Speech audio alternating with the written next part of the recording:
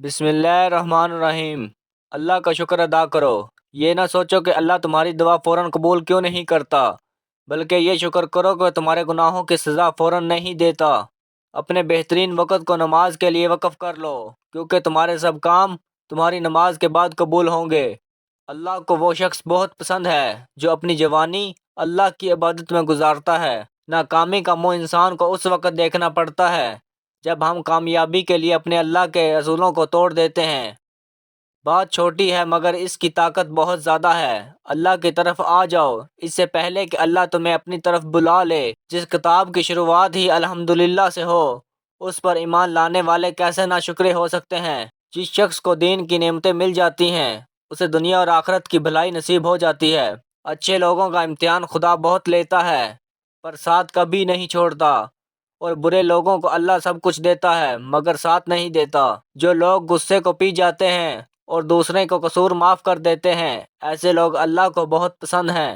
اللہ کسی کے ساتھ ناانصافی نہیں کرتا، وہ بس آزماتا ہے اور صبر کرنے والوں کو میٹھا پھل دیتا ہے۔ زبان کا وزن بہت ہلکا ہوتا ہے مگر بہت ہی کم لوگ سنبھل پاتے ہیں۔ جب تمہیں خوشیاں ملنے لگیں تو تین چیزیں کبھی مت بھولنا: اللہ کو، اللہ کی مخلوق کو، اور اپنی اوقات کو۔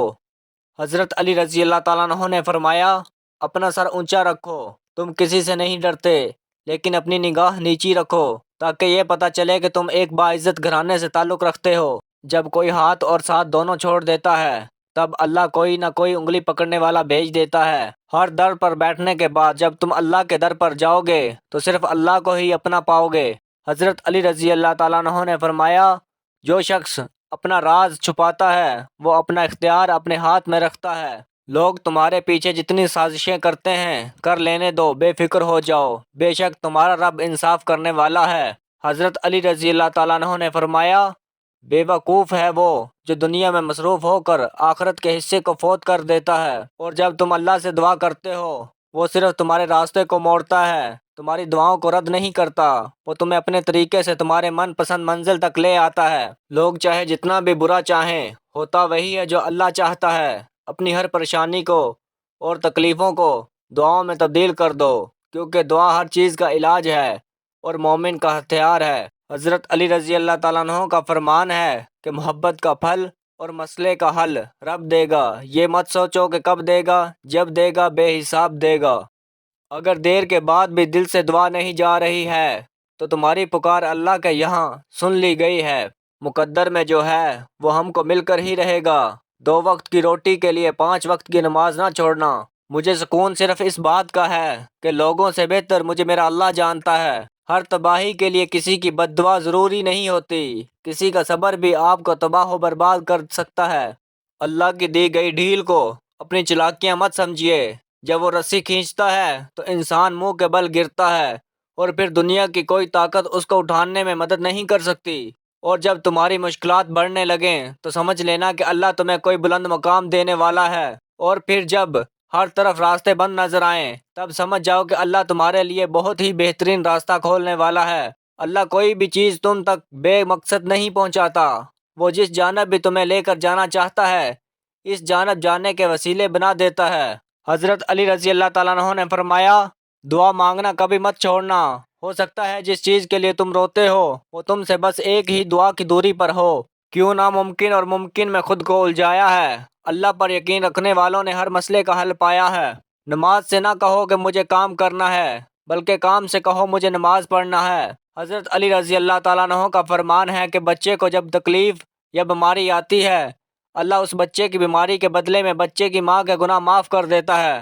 اللہ سے مانگنے کی ایک خوبی یہ بھی ہے کہ آپ اپنے جذبات کو الفاظ کے روپ میں نہ بھی دیں، وہ پھر بھی آپ کے جذبات کو آپ سے بہتر جانتا ہے۔ اور بے شک قرآن مجید دلوں کا سکون ہے اور ہمارے ہر الجھن کا واحد حل ہے۔ نماز وہ سہارا ہے جس کے بغیر انسان بے سہارا ہے۔ رسول اللہ صلی اللہ علیہ وسلم نے ارشاد فرمایا، ہر نماز دوسری نماز سے پہلے ہونے والی خطاؤں کو مٹا دیتی ہے، اور جو لوگ اللہ سے رو رو کر دعائیں مانگتے ہیں انہیں کبھی اپنے نصیب پر رونا نہیں پڑتا۔ نماز کی پابندی برے وقت کو بھی اچھے وقت میں بدل دیتی ہے۔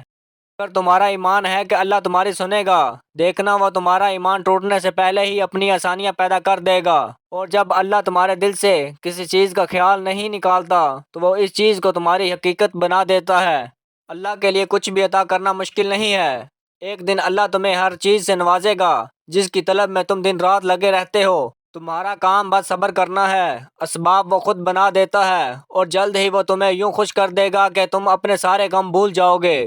اگر سب کچھ اللہ پر چھوڑ ہی دیا ہے تو اس کے فیصلے پر بھی یقین رکھو، وہ تمہیں ہر چاہت کو پورا کرنے پر قادر ہے۔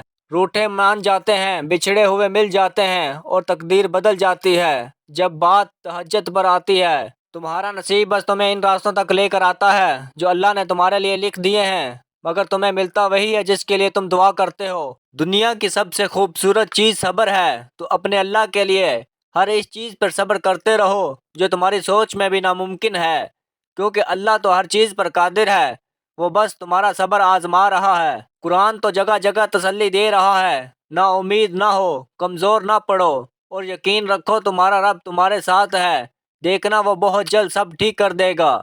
اللہ کی محبت پر کبھی شک مت کرو، اگر وہ تمہیں آزما رہا ہے تو دراصل وہ تمہیں اس چیز کے لیے تیار کر رہا ہے جو تم دعاؤں میں مانگتے ہو۔